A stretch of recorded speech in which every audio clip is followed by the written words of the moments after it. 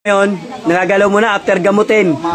Umaabot na sa ulo. Ulo mo pa, abutin mo pa ulo mo. Oh, te, maabot na yung ulo niya.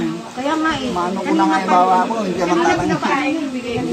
Hindi, kanina pinaangat ko, hindi niya magalaw. Naka-straight lang, di ba? Galaw-galaw nga kuya. Ito kuya, hindi pa instant yan ha. Ayan oh.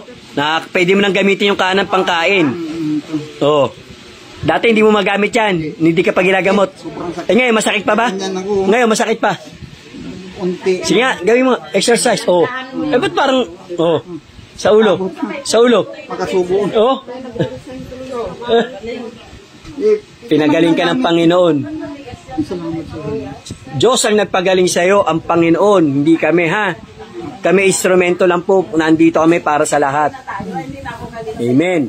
Tuloy-tuloy nyo lang pagdasal nyo. Ayan, nakita nyo, nagagalaw ng kamay niya, ang likot na.